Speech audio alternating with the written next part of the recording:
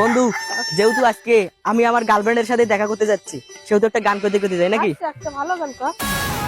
ধেত্তেরি কি আব্বা পড়লো না, 7 লাখ টাকা দিয়ে হুন্ডো কিনে দিল না।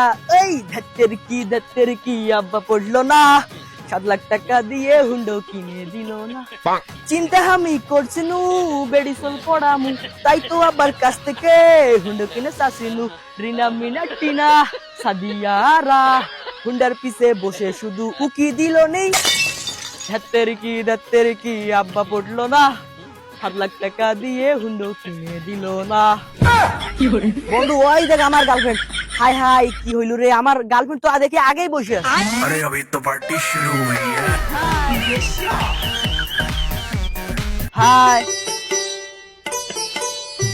তুই একটু যা, আমি এখন আমার গার্লফ্রেন্ডের সাথে করি। করি মানে বলবো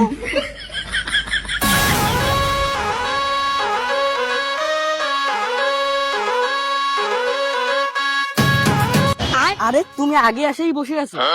আমার একটু বেশি তো, বেশি মানে? মানে তোমার প্রতি ভালোবাসা। ওই তুমি যে আমাকে এত তাড়াতাড়ি ভালোবাসবা, এটা তো আমি কল্পনাতেও ভাবতে পারি। কেমন ছাড়ো তো স্বজন, তুমি কি জানো না কিভাবে প্রিয় মানুষকে আপন করে নেওয়ার লাগে? জানি না মানে? আসো আমার বুকে আসো। ধুরু, ভালোবাসার কথা রাখো।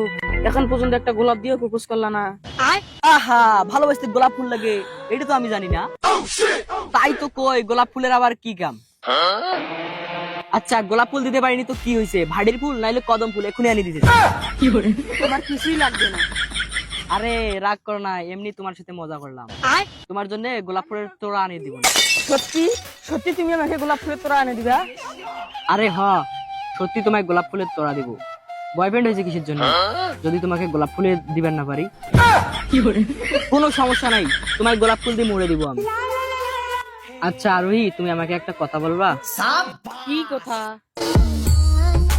না মানে ওই তোমাকে যে কালকে বললাম আমাকে কবে বিয়ে করবা, বিয়ার কি প্রস্তুতি নিছো?